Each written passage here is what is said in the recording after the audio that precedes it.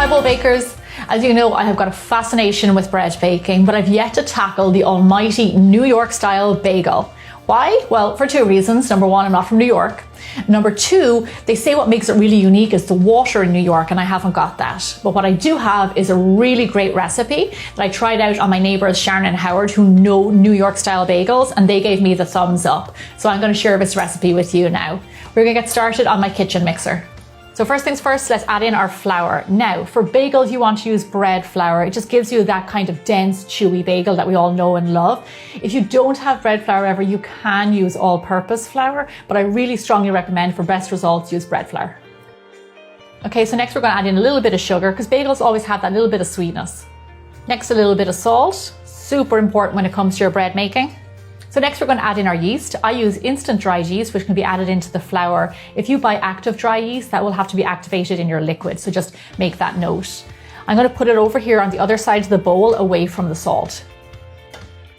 Okay, so now we're going to turn it on to a medium speed and we're going to add in our tepid water. This is kind of blood temperature. If you put your finger in it, you can't feel the water around your finger, which means it's the perfect temperature. So just drizzle this in. And you're going to want to add in all of this water. So you're going to want to knead this for around 10 minutes. That's why it's really important that you have a mixer. It'd be very difficult to do this by hand. Because also our next step is to add in more flour. I know it sounds kind of weird adding in more flour after we've made our dough, but if you think about a bagel, it's really dense. And what we're going to do here is try and incorporate as much flour as we possibly can to give you that lovely heavy dough. That's what we're going for, a heavy dough. So here I have some flour.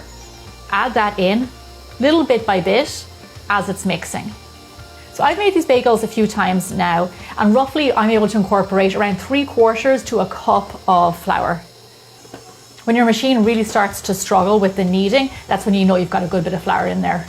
Kind of hops around the counter. So as you're adding in your flour, you might notice that it's harder for your dough to come together because it's getting drier. If that happens and it really isn't combining, just splash in a tiny bit of water in there, and those few drops will just help bring the dough together. And by doing this, you'll be able to add even more flour in. So I've got a good bit of flour in there and my dough is cleaning the bottom of the bowl. So now I'm going to turn it off and put it out onto the table and just kind of shape it a little bit. Now I can feel already from this dough that it's really dense and heavy. Look at that. It's almost hard for me to shape. I'm pretty sure this means it's going to make an excellent bagel. So there we go, just give it a rough little shape. Then we're going to bring back in our bowl that we mixed it in, put in a little bit of olive oil, and then go in with your dough and just rub it around the bowl. So the reason that we grease the bowl is that so when it proofs, your dough will just glide up the sides. If you don't grease it, what will happen is your dough will struggle. And remember, this is a living thing, you don't want it to struggle, so just make life easy on it. There we go, nice and coated. Then we're going to cover this in some cling wrap, nice and tight so no air gets at it. Dough doesn't like air. And then lay over a nice clean towel. Now, here's what we're going to do. We're going to set it aside and let it proof for around an hour or so. It's a really lovely dough. It'll get really big and fluffy, and then we'll come back and we'll shape it. So it's been an hour and my dough has doubled in size. This is perfect. My kitchen is nice and warm, so this happened pretty fast. So what we're going to do is turn it out onto our table. And then with the dough divider or a knife, we're going to divide the dough into 8 pieces. Just do this as evenly as you can. Each piece, each bagel is going to be around 4 ounces in case you're measuring them.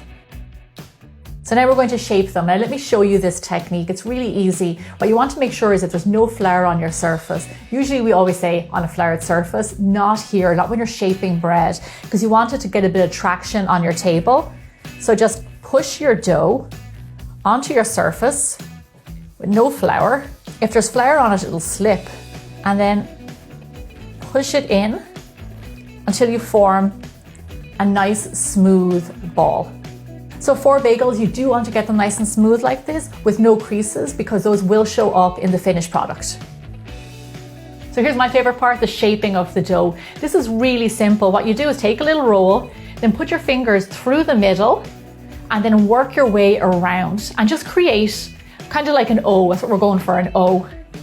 Now don't be afraid to stretch this nice and big. And what you want to do is get the sides even and a nice big hole in the middle, around 1.5 inches so wide.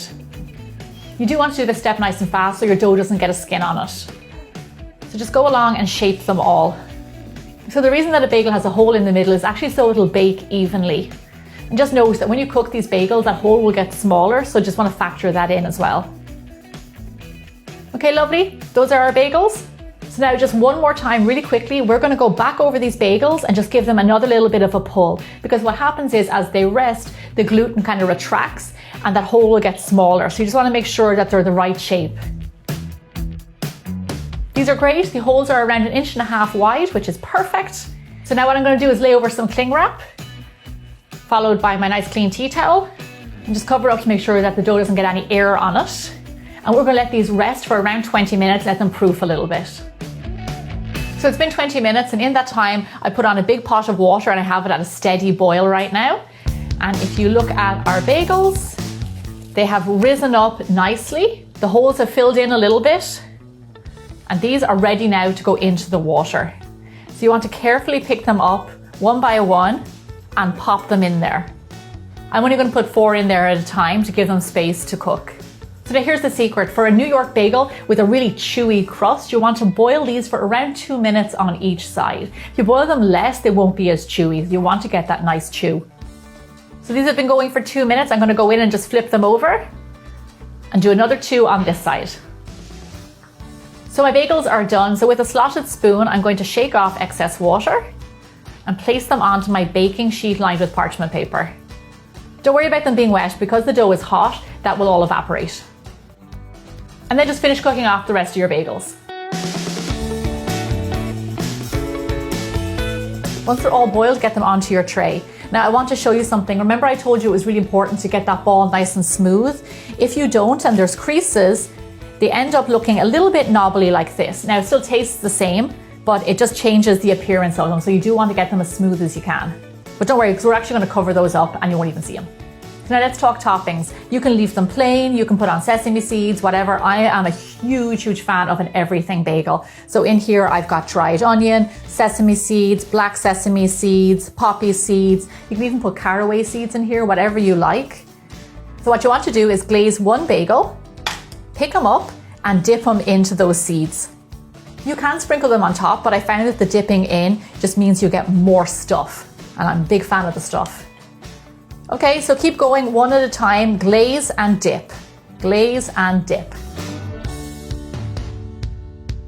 Okay, so we're finally ready to bake off these guys, and all that information can be found on biggerbolderbaking.com. But here are some that I made yesterday, and let me tell you about bagels. They actually like to sit a day. So if you make them the night before, overnight they get kind of sticky and the texture just gets better and the flavor gets better. So I never make mine and eat mine the same day.